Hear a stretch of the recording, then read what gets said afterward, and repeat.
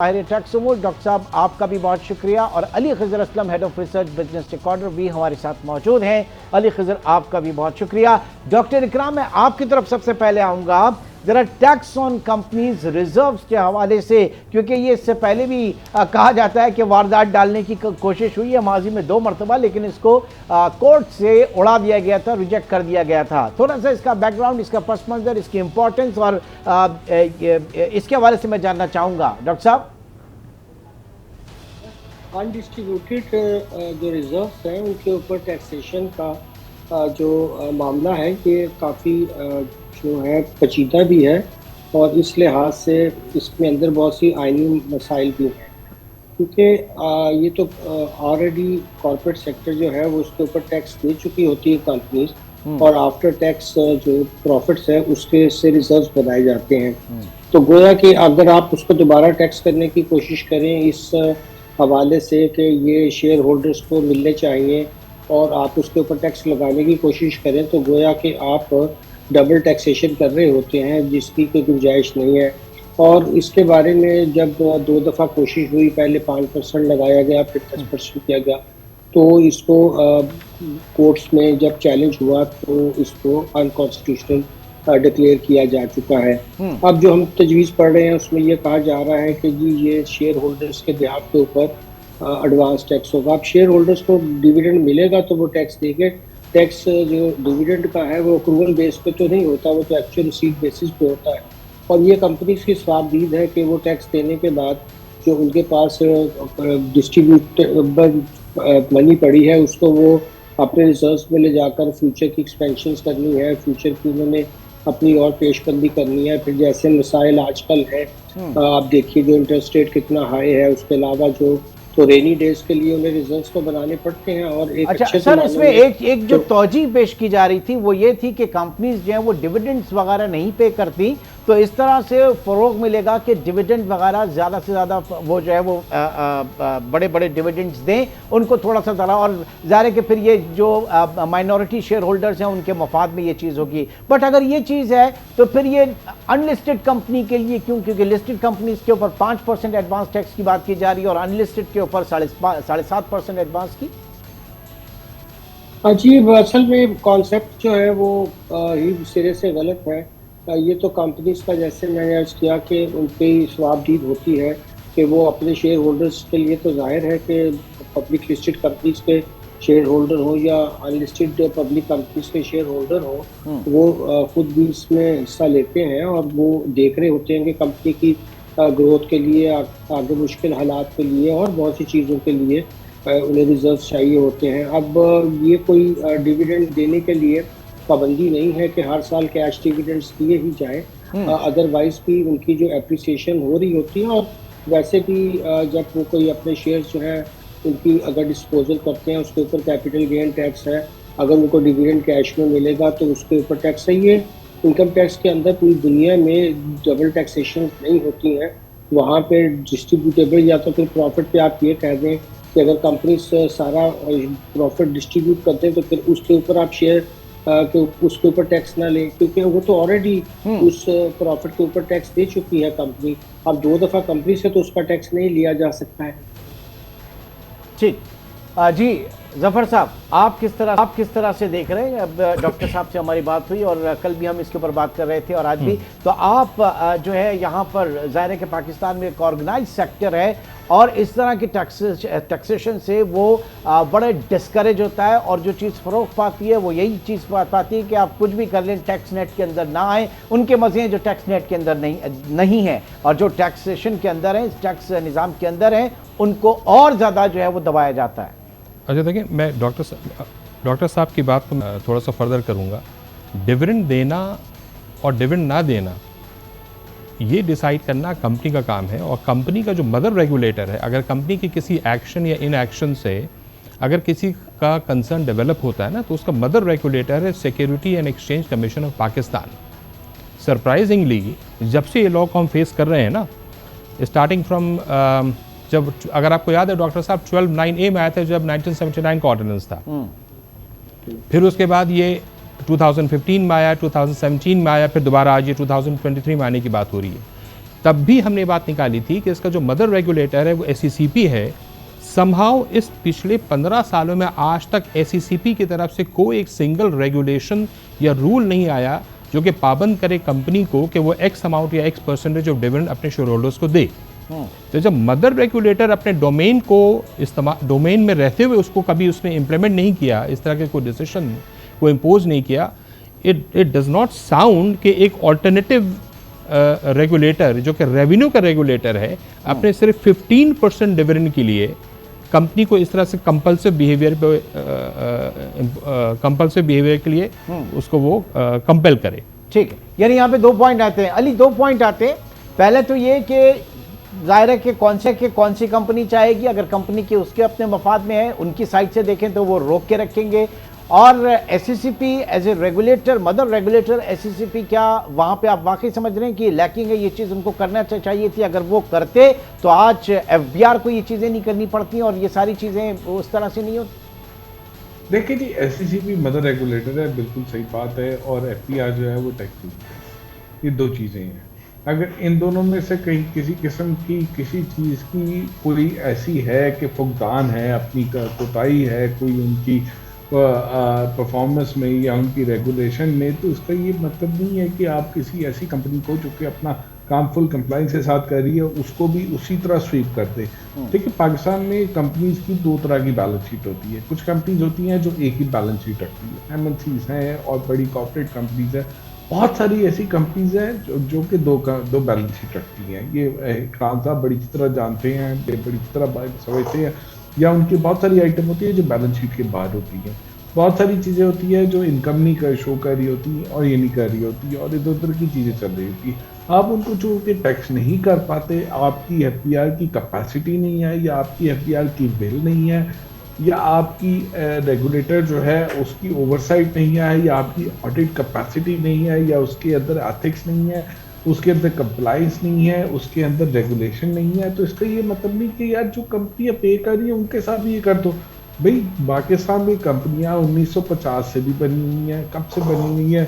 30 साल 40 साल से उन कंपनियों के अंदर रिजर्व बिल्ड हुई है, उनमें रिटेन अर्निंग की हुई है, उसके अंदर कैपिटल एक्सपेंडिचर किया हुआ है, उनके अंदर वर्किंग कैपिटल की चीज़ रखी हुई है, उसको ग्रोथ में कर रहे हैं, री इन्वेस्ट कर रहे हैं, कैपिटल फॉर्मेशन कर रहे हैं। आप कैसे हो सकता है कि उनको आके कहे यार ये डिस्ट्रीब्यूटेड रिजर्व बढ़े हैं तो बड़े लुक्रेटिव है, कि 2-2.5 ट्रिलियन रुपया पड़ा है मेरे पास, इसको मैं टैक्स कर लूँ एडवांस में, मेरे पास इतने पैसे आ जाएंगे। यार भैया, आप उनको कैसे कर सकते हो? वही तो मुल्क पे टैक्स देते हैं। भाई, तो आपकी जो मुर्गी है जो अंडा देती है सोने का, उसको आप जमा कर रहे हो, ये कैसे हो सकता है?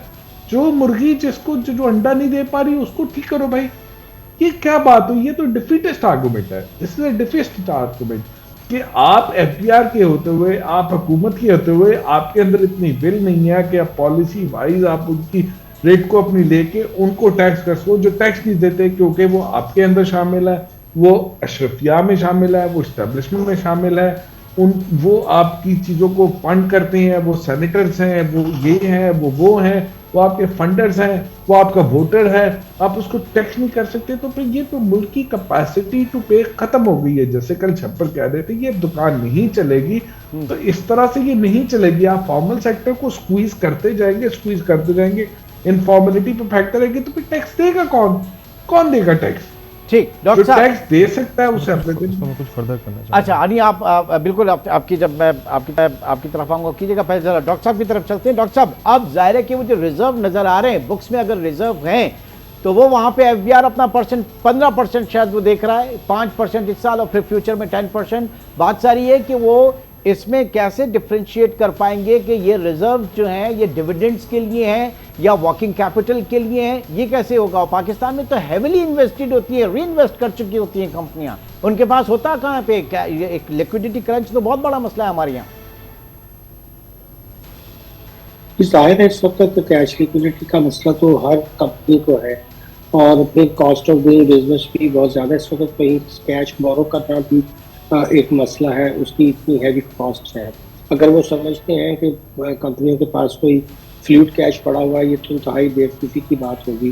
वो तो सारा री इन्वेस्ट हुआ होता है, और ये reserve over the period of time build हुए होते हैं, उनकी एप्लीकेशंस भी हो गई होती हैं, रिजर्व्स आफ्टर टैक्स जो क्रिएट किए जाते हैं, जैसे मैं कर रहा था, उसकी बेशुमार वजूहात होती हैं और कंपनी का राइट है कि एक दफ़ा वो अपने प्रॉफिट के ऊपर टैक्स दे दे, तो फिर अपनी वो जाहिर है कि आफ्टर टैक्स के कहीं किसी किस्म का रिजर्व्स क्रिएट करे तो उसके ऊपर आप दोबारा टैक्सेशन इस असूल के तहत करते हैं। जिन मुल्कों में भी कॉर्पोरेटाइजेशन को, डॉक्यूमेंटेशन को तरवीज दी जाती है, उसमें कभी ये तस्वर भी नहीं है। ये अब क्लासिकल कॉन्सेप्ट हमारे यहाँ ही रह गया है कि आप डबल टैक्स करें, पहले कंपनी के प्रॉफिट को टैक्स करें, फिर उसके बाद जब आप शेयर होल्डर्स को दें तो वहाँ टैक्स करें। आप देखिए ये दूसरे मुल्कों में इसका क्रेडिट अवेलेबल है। जैसे ही कंपनी शेयर, अगर आप ये अपना लॉ बदल दें कि कोई कंपनी जो है वो डिविडेंड कैश में दे देगी, तो फिर उतना कंपनी का जो प्रॉफिट है उसके ऊपर आप टैक्सेशन नहीं करेंगे या उसको आप उसका क्रेडिट देंगे। बेसिकली अगर किसी शेयर होल्डर की इनकम वहाँ पड़ी है तो आप साबित तो पहले करें कि ये शेयर होल्डर की इनकम है कि नहीं है। वो तो जाहिर है कि उन्होंने जो डिस्ट्रीब्यूट करना था कर दिया, जो नहीं किया, या मैं कंपनी में पार्टिसिपेट कर रहा हूँ तो मैं कंपनी से झगड़ा कर सकता हूँ कि जी आप मुझे इसमें से डिस्ट्रीब्यूटेबल प्रॉफिट में से डिविडेंड दे, और अगर मेरा इंटरेस्ट ये है कि over the period of time इसको कैपिटलाइज किया जाए, कंपनी ग्रो करे और उसको बोरिंग कॉस्ट की बजाय अपने ही फंड को यूज़ करते हुए अपना साइज बड़ा करे, अपने ऑपरेशंस वसी करे, तो क्या हम ये चाह रहे हैं कि पाकिस्तान में ग्रोथ ना हो, पाकिस्तान में कॉर्पोरेटाइजेशन ना हो, और पाकिस्तान और ये फॉर्मल सेक्टर को हम जब इस तरह से तंग करते हैं तो जाहिर है फिर लोग दूसरे रास्ते निकालते हैं। तो मेरा ख्याल है कि अगर आपको पाकिस्तान में जिन सेक्टर्स के पास वाकई डिस्ट्रीब्यूटेबल प्रॉफिट के रिजर्व्स नज़र आ रहे हैं, वो दरअसल डिविडेंड की डिस्ट्रीब्यूटेबल तो नहीं है, वो तो डिविडेंड्स भी अच्छी कंपनीज देती रही हैं। अब उनके reserves over the period of time अगर बिल्ड हुए तो हमें इस बात पर खुश होना चाहिए कि वो एक्सपेंशन की तरफ जा रहे हैं, रादर के हमें एक ग्रीड दिखाते बजाय इसके कि दूसरी कंपनीज उनको फॉलो करें, उस स्ट्रेटजी को फॉलो करके आगे बढ़े। हम तो वहीं पे शायद इनको ही रोकने की कोशिश कर रहे हैं। जी बिल्कुल। और जो देखिए टैक्स नहीं दे रहे हैं और आपका टैक्स एक्सपेंडिचर 1.7 ट्रिलियन का पड़ा हुआ है, उसको आप खत्म नहीं करते हैं, एग्जम्पशन पे एग्जम्पशन ये चले जाते हैं।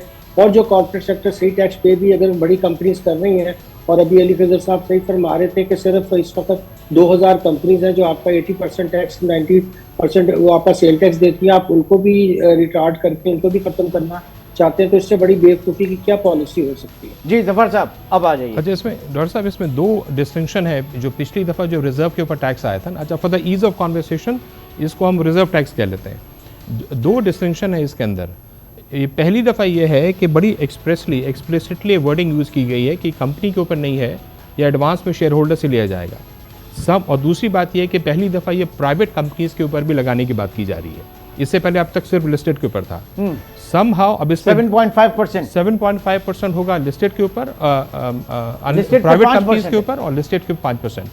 समहाउ अगर फॉर एग्जांपल हम ये बात मान भी लें कि ये शेयर होल्डर का एडवांस टैक्स है, तो लिस्टेड कंपनी में शेयर होल्डर सेम तो नहीं रहते। तो कोई क्रेडिट का, आज फॉर एग्जांपल एक 100 शेयर होल्डर्स हैं जिसके पीछे आपने मान लीजिए ये 5% कटवा भी लिया, तो जब वो डिविडेंड एक्चुअली देने की बारी आएगी, वो 100 के 100 शेयर होल्डर सेम तो नहीं रहेंगे। तो क्रेडिट का कोई मैकेनिज्म आपके पास अवेलेबल नहीं है। प्राइवेट कंपनीज के केस में शायद वो कांस्टेंट रहती है और नेचुरली रहती है, लिस्टेड कंपनीज के केस में ये सोचना भी जो है ना वो इम्प्रैक्टिकल होगा। दूसरा एक बहुत सीरियस इम्प्लीकेशन डॉक्टर साहब ये है कि वो बात आपने बहुत अच्छी हाईलाइट कर दी कि रिजर्व्स की कोई डेफिनेशन मौजूद नहीं है। ये सिर्फ और सिर्फ रेवेन्यू और फ्री रिजर्व के ऊपर लगना चाहिए। ऑल्दो के जो सजेशन हमारे सामने RRMC की रिपोर्ट पे आई है, उसमें इस तरह की कोई डिस्क्रिमिनेशन नहीं है, which is not the good sign. जो दूसरी इम्प्लीकेशन प्राइवेट कंपनीज के केस में आ रही है ना, वो ये है कि there is again no extra word कि जो कंपनियां एग्जेम्प्ट हैं, प्लीज़ ज़रा समझिएगा, जो कंपनियां एक्सपोर्ट वाली हैं, जो कंपनियां EPZ में हैं, जो कंपनियां IT सेक्टर से रिलेट करती हैं, उनको भी एग्जेम्पशन देने की कोई बात नहीं की गई है। मीनिंग देयर बाय कि आज की डेट में अगर कंपनी अपना टैक्सेशन 1% पे एग्जेम्प्ट करती है, तो उसके शेयर होल्डर्स के ऊपर भी ये टैक्स आपको देना है, which is very unnatural to have happened. अगर मुझे एक बात समझ नहीं आती, आप कंपनी से अगर ये एक्सपेक्ट करते हैं, I do not know, sanity should always prevail. अगर आप कंपनी से एक्सपेक्ट कर रहे हैं कि 100% वो डिविडेंड दे दें, यार म्यूचुअल फंड को आपने 90% पे एग्जम्पशन दी हुई है। म्यूचुअल फंड को आपने एग्जम्पशन दी हुई कि अगर 90% डिविडेंड दे दे तो आप म्यूचुअल फंड को टैक्स देने की जरूरत नहीं है। तो कंपनी से अगर आप 100% 80% टैक्स मंगवा रहे हैं, डिविडेंड डिस्ट्रीब्यूट कराने की बात कर रहे हैं, तो कंपनी को भी एग्जाम कर दें। They should be equity, they should be parity. I think इसको बहुत सीरियस रिविजिट करने की जरूरत है। जी डॉक्टर साहब रेस्पॉन्ड कीजिएगा। जी देखिए, बिल्कुल फरमाया कि मैं पहले भी अर्ज कर रहा था कि अगर कंपनी का 100 रुपया उसका प्रॉफिट आता है, उसके ऊपर वो 29% टैक्स दे देती है। अभी हम सुपर टैक्स के बाद में तबके के वो भी ऊपर उसको देना पड़ता है पाकिस्तान में, और वो चैलेंज भी हुआ है। तो अब उसने तो टैक्स अपना अदा कर दिया है। अब जो बाकी की उसने रिटेन की है इनकम, उस इनकम से वो रिजर्व बनाती है या डिविडेंड देती है, ये सोली उनकी अपनी सवाबदीद है। हर कंपनी के अपने सर्कमस्टांसिस हैं, और जिन कंपनियों की हम बात कर रहे हैं जो लिस्टेड को, उसका पर सबसे ज़्यादा नुकसान होगा, क्योंकि जो प्राइवेट कंपनीज की बात है जी, तो उसके बाद वो तो जाहिर है प्राइवेट कंपनीज जो है वो तो वैसे भी डिविडेंड नहीं देती हैं, उनके यहाँ तो क्लोज एक तरह की ओनरशिप होती है। तो ये जो लिस्टेड कंपनीज को आप टारगेट करेंगे, तो आप चाहते हैं कि एक ऐसा जो है ख्याली टैक्स लिया जाए कि अभी शेयर होल्डर को मिलेगा नहीं मिलेगा। अगर वो फ्यूचर में कहीं डिस्ट्रीब्यूट करते हैं, जिस साल वो अपने प्रॉफिट्स में से कुछ हिस्सा डिस्ट्रीब्यूट करते हैं, तो ज़ाहिर है डिविडेंड भी तो पाकिस्तान में पे करती हैं, लिस्टेड नॉन लिस्टेड कंपनीज भी पे कर रही होती हैं, और उसके ऊपर टैक्स भी आ रहा होता है। मगर ये अज्यूम कर लेना कि नहीं 100% आपको, बड़ा अच्छा पॉइंट डॉक्टर साहब ने रेज किया है कि जब आप ये शर्त रखी हुई है कि 90% अगर कोई कंपनी दे देती है तो फिर उसको टैक्स ही नहीं करना। मैं जैसे कहा था कि पूरी दुनिया में ये क्लासिक मॉडल अब नहीं है कि आप डबल टैक्सेशन करें, वहाँ तो आप इधर को टैक्स करते हैं और बाकी को क्रेडिट मिल जाता है। तो कंपनी को टैक्स देने के बाद फिर आप दोबारा शेयर होल्डर्स को भी टैक्स करते हैं, तो कंपनी को 2 दफ़ा क्यों टैक्स ले रहे? क्योंकि अल्टीमेटली तो ये कंपनी ने टैक्स दे दिया, उसके एसेट से चला गया या उसकी इनकम में से चला गया, तो शेयर होल्डर तो बदलते रहते हैं लिस्टेड कंपनीज के अंदर, वो आज कोई है कल नहीं है। और ये बड़ी जो है मेरा ख्याल भी कि बगैर सोचे समझे ये तजवीज़ डाल दी गई है कमीशन की तरफ से। नहीं तो अब क्या होगा? ये इसका आप बात ये है कि अगर बगैर सोचे समझे डाल दी गई है तो इसका बनेगा क्या? क्या माजी की तरह इस मरतबा भी ये चैलेंज हो जाएगी? और चैलेंज हो जाएगी तो क्या होगा? ये मैं सवाल एक बार फिर रखूंगा अपने पैनल की तरफ। छोटे से ब्रेक के बाद दोबारा मिलते हैं।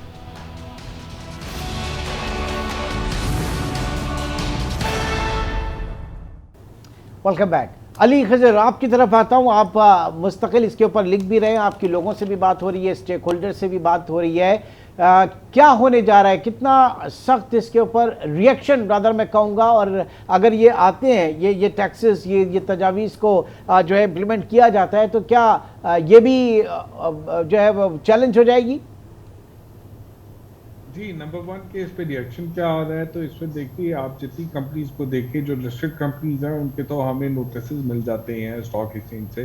तो बेशुमार लिस्टेड कंपनी जो हैं उन्होंने अपनी बोर्ड मीटिंग्स कॉल कर ली है, एनुअल जो मीटिंग्स होती हैं, जनरल मीटिंग, एक्स्ट्राऑर्डिनरी, वो कॉल कर ली हुई हैं, और उन्होंने अपना ऑथराइज कैपिटल जो है उसको बढ़ाने की जो बात कर दी है, यानी कि जो अपने रिजर्व डिस्ट्रीब्यूटेबल रिजर्व्स को लेके वो कैपिटल रिजर्व में कन्वर्ट कर देंगे, तो उस पर वो टैक्स नहीं लगेगा, और उसको बाद में जाके वो कहीं बोनस शेयर दे देंगे।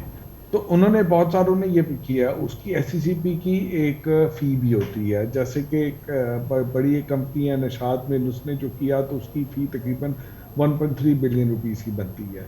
और 1.3 मिलियन, ठीक, बिलियन, ठीक है ना। और हाँ, बहुत सारी कंपनीज उनकी फ़र्क फीस है कि जितना उनका वो कैपिटल बढ़ रहा है उस हिसाब से वो फीस उनकी चेंज होती रहती है। तो कंपनीज ये कर रही हैं। कंपनीज क्या करेंगी कि वो वेट करेंगी बजट की स्पीच का, क्योंकि इसका बहुत सख्त जो है ना प्रेशर आया है। उस पर देखिए वो RMC की जो रिपोर्ट है उसके ऊपर अली तबाका और लोगों का नाम है, जबकि इस तरह के लोगों से मैं बात करता हूँ तो वो इस टैक्स के सख्त खिलाफ है। तो इसका मतलब है कि उन रिपोर्ट में उनका नाम लिखा गया, बस इस टैक्स के ऊपर उनका कॉन्सेंट भी लिया गया। ये भी बात साबित होती है। और इसके बाद बहुत सख्त रिजेंटमेंट है। फिर जैसे अभी डॉक्टर साहब ने भी बात की और हमारे दूसरे दोस्त हैं उन्होंने भी बात की कि ये जो है कि इसको आप जैसे म्यूचुअल फंड पे 90% है, इस पे नहीं है, तो डिविडेंड देना है, फिर डिविडेंड के पैसे नहीं है, वो कैसे देंगे? फिर शेयर होल्डर एक है वो दूसरा हो जाता है। इसमें बहुत सारे उभाम है, तो ये तो कोर्ट में चैलेंज भी हो जाएगा। मुझे लगता है कि ये अभी जो है इसको कुछ रीचेंज करके वो 1 साल तक करेंगे, बट ये इंतहाई गलत स्टेप है। इसको बिल्कुल नहीं लेना चाहिए, क्योंकि हमारे भी फॉर्मल सेक्टर वाले ये बोल रहे होते हैं कि यार हम फॉर्मल क्यों हैं। जो इनफॉर्मल है वो उसके पास पैसा है और वो कहता है मैंने टैक्स लाइन में नहीं आना।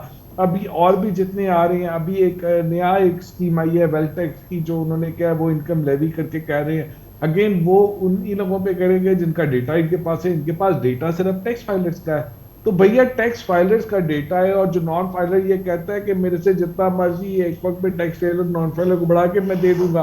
एक दफा फाइल में आ गया तो मुझे फंसा लोगे। अब आपने फाइलर को फंसा दिया तो वो नॉन फाइलर ठीक कहता है, फाइलर भी पीछे हट जाएगा। यार आप किस तरह के मुल्क में काम कर रहे हैं? आपके अंदर ऑलरेडी अनडॉक्यूमेंटेशन इतनी है, आपका मुल्क जो है फिजिकली तबाह हो रहा है, और वो नहीं चल सकता जब तक आप इसको डॉक्यूमेंट नहीं करते, और आप इस तरह के स्टेप लेते हैं। ये तो एक अजीब है कि अपने पाँव पे कुल्हाड़ी मारने की बात है। कॉर्पोरेटाइजेशन की आप क्यों अगेंस्ट है? That is a question. ये बहुत सख्त रिजल्टमेंट है और ये चैलेंज भी होगा, जो आपका सवाल है जवाब। ठीक है जी। ज़ाहिर है कि नॉन फाइलर मज़े में, और नॉन फाइलर जो है वो ज़्यादा उसकी हमेशा, और वो जो देख रहा है इस वक्त जो फाइलर्स हैं, जो ऑर्गेनाइज सेक्टर है पाकिस्तान में, जो कॉर्पोरेट सेक्टर है, वो जिस परेशानी में, नाम तो हम बड़े नारे लगाते हैं जनाब कॉर्पोरेटाइजेशन के, इसको फ़रोग देने के, लेकिन चीज़ें उल्टी हो रही हैं यहाँ पे। इन तमाम चीज़ों को मैं डिस्कस करूँगा। गेस्ट पैनल हमारे साथ मौजूद है। एक छोटे से ब्रेक मिलते हैं।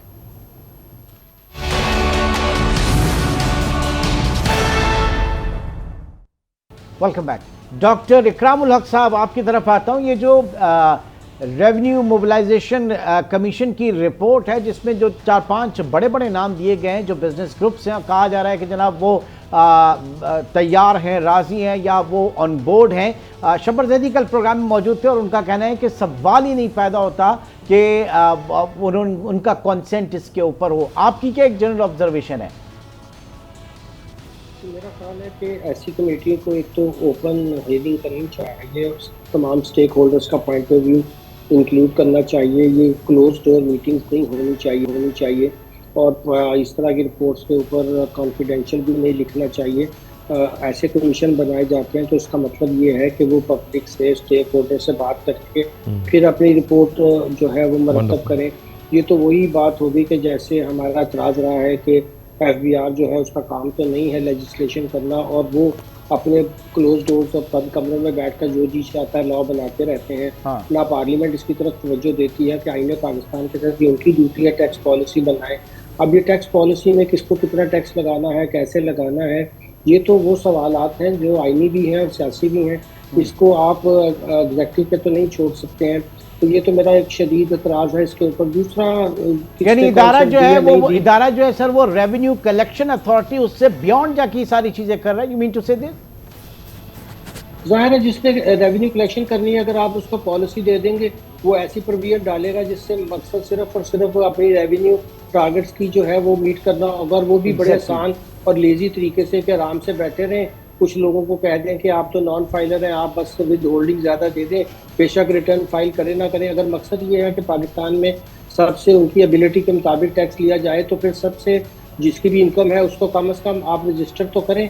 और अब क्या मुश्किल है, आपके पास मोबाइल यूजर जितने भी हैं वो तो जाहिर है बायोमेट्रिक के साथ उनकी रजिस्ट्रेशन होती है, तो आप कर लें सबको रजिस्टर अडल्ट्स को, फिर उनमें से देख लें कौन टैक्सेबल है कौन नहीं। सारे रिटर्न्स तो फाइल करें अडल्ट। बहुत से मुल्कों में तो ये कंपलसरी है कि हर कोई रिटर्न फाइल करे जब अडल्ट हो जाए, उसके बाद उसकी इनकम है या नहीं है उसका डिक्लेरेशन आ जाए। अब मुसीबत यह है कि जिनका डिक्लेरेशन आ जाता है उस पर टैक्स लगाए चले जाते हैं, और जिनका डिक्लेरेशन नहीं है उनको मरा दिए चले जाते हैं। तो इस तरह से तो टैक्स पॉलिसी अगर आप FBR के हाथ में देंगे तो यही अंजाम होगा। और मैं तो कमीशन पर भी हैरान हूँ कि अगर वो हम प्रोफेशनल्स थे तो उन्हें चाहिए था कि प्रोफेशनल बॉडीज से रब्ता करते, उनका point of view in writing लेते, उनकी बात सुनते, फिर एक कंसेंसस के साथ अच्छा टैक्स मॉडल बनाया जा सकता था जिससे रेवेन्यू भी डबल हो जाता और एक ग्रोथ भी होती। ये तो एंटी ग्रोथ किस्म की पॉलिसीज हैं कि अच्छा अगर कॉर्पोरेट वाले अच्छा कमा रहे हैं तो इनको पकड़ लो। अब एक राइट टू मेरा अभी रिसीव है ही नहीं, पता नहीं मुझे डिविडेंड वो कंपनी देती है कि नहीं देती, आप कैसे मेरे बिहाफ के ऊपर मुझसे एडवांस टैक्स तलब कर रहे हैं? ये तो बिल्कुल चैलेंज होगा। तो आगे भी देखा था कि ये जब 5A की शक्ल में लाए नए ऑर्डिनेंस में तब भी ये डिफीट हुआ, उससे पहले जब 9A की शक्ल में लाए तब भी डिफीट हुआ। तो ये गलती बार बार करना, चाहे कान इधर से ना पकड़े उधर से पकड़ ले। अब वो तो सब्सटेंस में देखेगी कोर्ट के भाई ये किस तरह की टैक्सेशन है, चाहे आप शेयर होल्डर का नाम यूज करें, बाहर कैफ आप कंपनीज की इनकम को डबल टैक्स करने की कोशिश कर रहे हैं जिसके ऊपर वो ऑलरेडी टैक्स दे चुकी है। ये बुरी टैक्स पॉलिसी तो है ही है, साथ मेरा ख्याल है कि आईनी तौर पर भी इसमें बड़ा सीरियस किस्म के क्वेश्चंस पैदा होते हैं। Okay and sir, what about this minimum tax, minimum asset tax, MAT, इसके ऊपर क्या कहेंगे सर आप? देखिए, इसमें भी बहुत बड़ा मसला है कि जब से 18th अमेंडमेंट के बाद इमूवेबल प्रॉपर्टी पर टैक्स लगाने का अख्तियार तो सूबों के पास जा चुका है। हाँ। और ये बात इतनी क्लियर है कि अगर हम वो एंट्री पढ़ें तो उसमें बिल्कुल क्लियर लिखा हुआ है not being taxes on immovable property. और वो टैक्सेस में हर तरह के कैपिटल वैल्यू टैक्सेस शामिल है, उसमें वेल्थ टैक्स भी शामिल है, सीबीटी भी शामिल है। अब आप फिर वही एक एडवेंचर करेंगे कि जी आप सारे एसेट्स का एक पूल बना के उसके ऊपर इस तरह का टैक्स लगाने की कोशिश करेंगे। एक तो सूबों को उसमें से इसका हिस्सा ना मिले, दूसरा उसमें एक तो गैर आइनी तो होगा ही, उसके बाद उसमें भी वही प्रॉब्लम आएगी कि जो लोग वेल्थ स्टेटमेंट्स देते हैं और जिनके साथ से आपको पता है उसके ऊपर तो आप लगा लेंगे, और जिन्होंने बहुत सी दौलत छुपाई हुई है और वो बिल्कुल रिटर्न फाइल नहीं करते हैं, जिनके बड़े बड़े डिपॉजिट या उन्होंने घरों में डॉलर्स रखे हुए हैं या उन्होंने गोल्ड लेकर रखा हुआ है या और तरीके से पैसा स्टैक किया हुआ है, या उसको तो आप बिल्कुल हाथ नहीं लगाएंगे। तो अगर बार बार आप उन्हीं लोगों को टैक्स करना चाहते हैं जो टैक्स ब्रैकेट में है और उन्हीं को स्क्वीज करना चाहते हैं, तो फिर तो पाकिस्तान में ना इकॉनमी चलेगी, ना आपकी फिस्कल पॉलिसी चलेगी, और ये लोग जो हैं वो डिसइंसेंटिवाइज होंगे। और फिर आहिस्ता आहिस्ता लोग जो हैं, हम शिकवा करते हैं जी मुल्क में पहले तो सिर्फ ब्रेन ड्रेन हो रही थी, अब कैपिटल फ्लाइट भी हो रहा है। सही वजह है, अगर आप लोगों को इस तरह तंग करेंगे तो वो तो फिर इस जगह नहीं रहना चाहेंगे। ठीक है जी, जफर साहब, your take on this minimum time. जी अच्छा डॉक्टर साहब ने तो खैर लीगल एंगल कवर कर लिया आपने, sir you are very very right. अच्छा, इसका फाइनेंशियल एंगल भी बहरहाल ये है कि आज की डेट में 7E मौजूद है जो 1% लोकल प्रॉपर्टी के ऊपर है। तो अगर ये टैक्स आप लगाते हैं एक पूरी कंप्लीट पूल ऑफ एसेट्स पे, तमाम तरह एसेट्स पे, मूवेबल और इमूवेबल पे, इसका मतलब ये हुआ कि if a person is a resident तो उसको फिर 3 तरह के टैक्सेस देने हैं। एक फॉरेन प्रॉपर्टी, फॉरेन एसेट्स के ऊपर सीवीटी जो अभी लगी है, जो अभी सब्सिडाइज है, उसके ऊपर 1% देना है। जो लोकल प्रॉपर्टी है उसके ऊपर 1% देना है। और ऑन द टॉप, और ये जो नए सजेशन की बात हो रही है, और जो 7, इसका मतलब जो डिस्टिंक्शन है कि उसी एसेट्स पे एक सिंगल प्लॉट के ऊपर आपने मुझसे 7E ले लिया, और 7E आपने मुझसे लिया कि आपने कहा कि कम से कम एक खाली प्लॉट पे आप कम से कम 5% उसके वैल्यू का रेंट कमा रहे हैं, और उसका 20% यानी कि इफेक्टिवली 1% आपने वहाँ ले लिया, और उसकी वैल्यू पे फिर दोबारा ये वेल्थ टैक्स के नाम से या सीवीटी के नाम से दोबारा उसी एसेट पे 1% और लेंगे। अच्छा, ये जो हेस्ट नज़र आ रही है, I mean this is very very unfortunate. अच्छा देखिए, मेरे ख्याल से we should be very very very very categorical. We are not here to criticize, this is obviously not the agenda sir, and this is not even our motto ethos. लेकिन जो however ये जो amendments, जो suggestion सामने आ रही है ना, these, मैं नाज़रीन के लिए बात कर रहा हूँ, दीज मेरिट्स मेंशन, ये दो बहुत ही सीरियस किस्म की इम्प्लीकेशंस हैं। इतनी हेस्ट में सजेस्ट किया गया है, which is very very unfortunate, कि वो जो आप जानते होंगे वो जो शॉर्ट टर्म रेसिडेंट इंडिविजुअल होते हैं ना, जो फॉरेन वर्कर, जो एक्सपैट्रिएट्स पाकिस्तान में आते हैं सिर्फ 6 महीने, साल के 2 साल के लिए काम करने के लिए, only by the implication of law वो भी रेसिडेंट बन जाते हैं। तो उनको भी नहीं निकाला गया सजेशन में कि अगर एक फॉरेन एक्सपैट्रिएट पाकिस्तान में आके काम करता है और 6 महीने से ऊपर रुकता है तो उसके ऊपर भी इस कानून का इतलाक हो जाता है। इसके ऊपर हम 12 लेटर भी लिख चुके हैं, but somehow this was not made part of this suggestion. ये it would be very very unfortunate. और इसके अंदर अगेन जो जिस एसेट्स की बात की है और जिस प्रॉपर्टी की बात की है, इसका मतलब है चारों चीज़ आ जाएंगी, agricultural, industrial, commercial and residential. इस सारी की सारी प्रॉपर्टीज आ जाएंगी। अपने बिजनेस एसेट्स के ऊपर भी मुझको 1% देना है, पर्सनल एसेट्स और रेसिडेंशियल के अलावा। ये हेस्ट क्या है? ये इतनी जो अफरा तफरी और जल्दबाजी और स्टेक होल्डर से किसी किस्म की कंसल्टेशन नहीं, जो ट्रेड बॉडीज, जो प्रोफेशनल बॉडीज हैं, उनको भी इसके ऊपर जो है वो ऑन बोर्ड नहीं लिया गया। क्या ये जो IMF का एक प्रेशर था, हमेशा से होता है कि जनाब इस हेड से इतने निकाल लेंगे, इस हेड से इतने निकाल लेंगे। आज मैं कुछ प्राइवेटाइजेशन के हवाले से देख रहा था, कुछ चार्ट्स वगैरह, ग्राफ वगैरह बनाने की कोशिश कर रहा था, तो उसमें जो कमिट किए गए थे, जो बजटेड अमाउंट था, वो तो 110, 220, 360 बिलियन रुपीस के हवाले से था। और जो एक्चुअल अमाउंट था वो 0.0000000 यानी कोई खाक प्राइवेटाइजेशन प्रोसीड कुछ मिला ही नहीं इसमें। तो ये क्या सिर्फ क्योंकि वो एक टॉप लाइन सिक्योरिटीज की रिपोर्ट थी जो कि बता रही थी तकरीबन 9,000 अरब के करीब का अमाउंट जो है वो इस वक्त रखा हुआ है आपके इसमें कंपनीज के जो रिजर्व हैं, तो वो 15% निकालें तकरीबन 300-350 अरब रुपए बन जाते हैं। ये सिर्फ IMF को दिखाने के लिए था। जाहिर है कि जब आप मेहनत नहीं करते हैं और चाहते हैं कि बस आपको बड़ी आसानी से टैक्स मिल जाए, तो आप इसी तरह करते रहते हैं कि आप विद होल्डिंग्स लगाते रहें, आप अभी लोगों ने पैसा कमाया नहीं उसके ऊपर टैक्सेशन करते रहें, और आप एक्सपेंडिचर को भी टैक्स करें, आप एसेट को भी टैक्स करें, आप इनकम को भी टैक्स करें। गोया कि इसका ताल्लुक हमारी ओवरऑल ना इकनॉमिक पॉलिसी से है ना फिस्कल पॉलिसी से है। बस आपको एक नंबर आपके जहन में है, और मैं अर्ज कर रहा था कि अगर सिर्फ आपने IMF का तो यही मुतालबा है ना कि आपको एक सरप्लस दिखाना है। अब वो सरप्लस अगर आपको इंटरेस्ट निकाल कर दिखाना है तो आप वो ये 1.7 की जो आपने एग्जम्पशन दी हुई है ट्रिलियन की, ये तो ख़त्म करें ना भाई, फिर देखें कोई नई टैक्सेशन की गुंजाइश बनती है कि नहीं बनती। वो तो अपनी जगह पे है। जब ये लॉ आया था तो इसमें कोई एग्जम्पशन नहीं थी, आपने पूरा सेकंड शेड्यूल इसमें डाल दिया। तो जाहिर है कि आप एग्जम्पशन की तरफ तवज्जो दें, सारे टैक्स कोड में से पहले एग्जम्पशन खत्म करें, टैक्स रेट्स को आप रैशनलाइज करें, मिनिमाइज करें, ताकि लोग ग्रोथ की तरफ जाए और फिर आपका टैक्स रेवेन्यू भी बढ़ जाएगा। तो सही पॉलिसीज जो हैं वो इस वक्त राष्ट्र जो रिफॉर्म कमीशन है उससे तवक्का यही की जा रही है कि सही डायरेक्शन में सही पॉलिसीज को लेकर आएँ जो कि मुल्क की मईशत को भी मुस्तहकम करें। बहुत बहुत शुक्रिया डॉक्टर इकरामुल हक, अली खिज़र असलम और सईफर अहमद साहब आज के प्रोग्राम में शरीक थे। नाज़रीन, इन मौज़ूआत को आगे आने वाले प्रोग्राम में भी हम जारी रखेंगे। इंशाअल्लाह आपसे फिर मुलाकात होगी। Till then take care. अल्लाह हाफ़िज़।